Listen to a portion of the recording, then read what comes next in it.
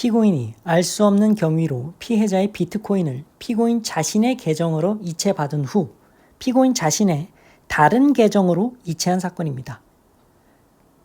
피해자가 비트코인을 피고인 계정으로 착오로 이체한 것입니다. 그런데 피고인이 이를 기화로 자신의 계정에서 또 다른 자신의 계정으로 이체한 것이 배임죄가 성립하느냐, 횡령죄가 성립하느냐가 문제된 사건입니다. 자, 중요한 사건입니다. 잘 정리해 두시기 바랍니다. 주된 쟁점은 피고인이 알 수 없는 경위로 피해자의 비트코인을 피고인 자신의 계정으로 이체받은 경우 타인의 사물을 처리하는 자로 볼 수 있는지, 그래서 피고인 자신의 다른 계정으로 이체한 것이 배임죄가 되는지가 문제된 사건이죠. 결론은 소극, 타인의 사물을 처리하는 자가 아니라고 보았고, 그렇다면 배임죄도 성립하지 않겠죠? 자, 읽어보겠습니다.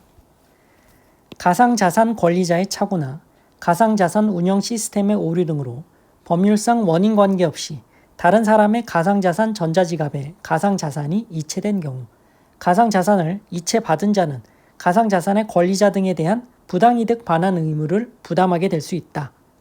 그러나 이는 당사자 사이의 민사상 채무에 지나지 않고 이러한 사정만으로 가상자산을 이체받은 사람이 신임관계에 기초하여 가상자산을 보존하거나 관리하는 지위에 있다고 볼 수 없다.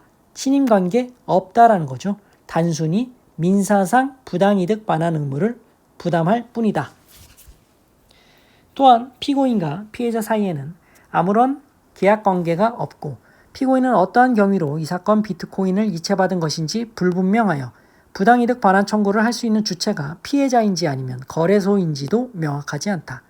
설령 피고인이 피해자에게 직접 부당이득 반환 의무를 부담한다 하더라도 곧바로 가상자산을 이체받은 사람을 피해자에 대한 관계에서 배임죄 주체인 타인의 사물을 처리하는 자에 해당한다고 단정할 순 없다.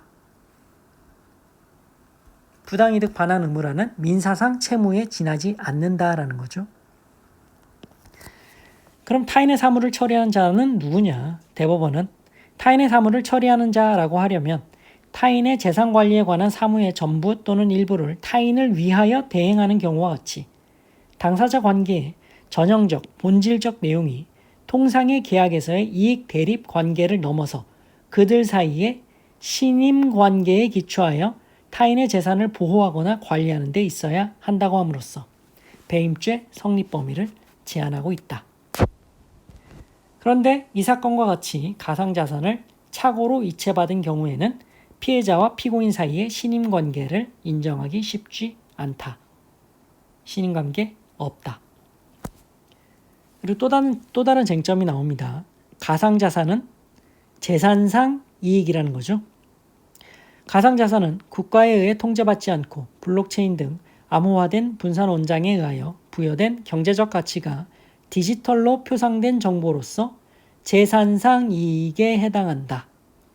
가상자산은 보관되었던 전자지갑의 주소만을 확인할 수 있을 뿐 그 주소를 사용하는 사람의 인적사항을 알 수 없고 거래 내역이 분산 기록되어 있어 다른 계좌로 보낼 때 당사자 이외에 다른 사람이 참여해야 하는 등 일반적인 자산과는 구별되는 특징이 있다.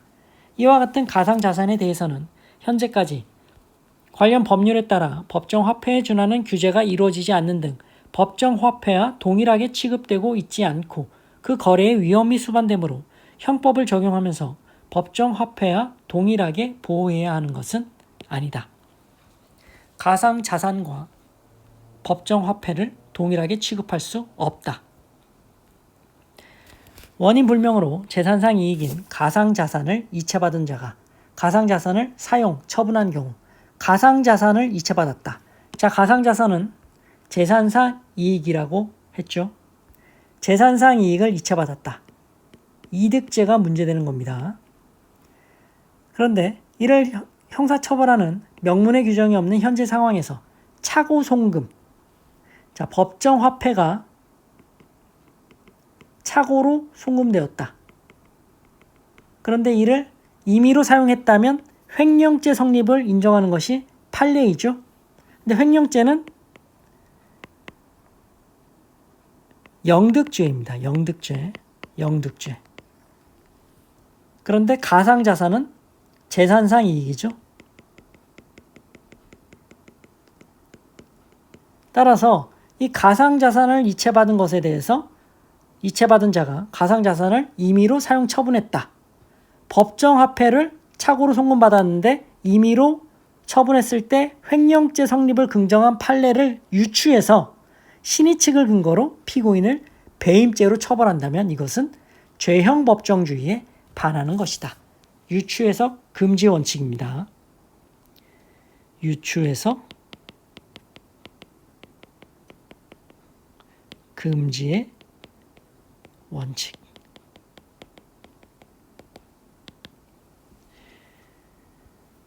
이 사건 비트코인이 법률상 원인관계 없이 피해자로부터 피고인 명의의 전자지갑으로 이체되었더라도 피고인이 신임관계에 기초하여 피해자 사물을 맡아 처리하는 것으로 볼 수 없는 이상, 신임관계 없는 이상 피고인을 피해자에 대한 관계에서 타인의 사물을 처리하는 자에 해당한다고 할 수 없다. 타인의 사물을 처리한 자가 아니다. 배임죄 주체가 아니다라는 거죠. 배임죄 성립하지 않는다. 횡령죄도 성립하지 않죠. 가상자산은 재산상 이익이다. 자, 이 사건은 피고인은 알 수 없는 경위로 피해자의 이 사건 비트코인을 자신의 계정으로 이체받은 후 자신의 다른 계정으로 이체했다는 이유로 주의적으로 횡령죄, 예비적으로 배임죄로 기소되었고 1심과 원심은 횡령을 무죄로, 배임을 유죄로 판단했습니다. 이 사건 비트코인이 법률상 원인관계 없이 피해자로부터 피고인 명의의 전자지갑으로 이체되었더라도 피고인이 신임관계의 기초에 피해자 사물을 맡아 처리하는 것으로 볼 수 없는 이상, 신임관계 없는 이상 피고인을 피해자에 대한 관계에서 타인의 사물을 처리한 자에 해당한다 할 수 없다는 이유로 배임죄 성립을 긍정한 원심을 파기환송했습니다.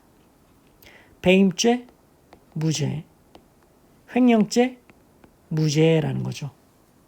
자, 이유는 서로 다르지만 횡령죄 무죄, 배임죄 모두 무죄로 보았습니다. 쟁점이 3개가 있습니다.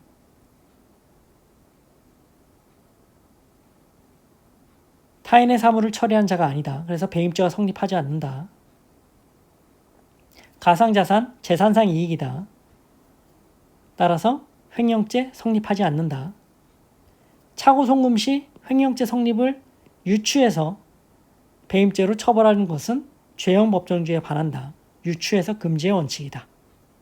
법정화폐와 동일하게 취급할 수 없다. 자, 이 쟁점들을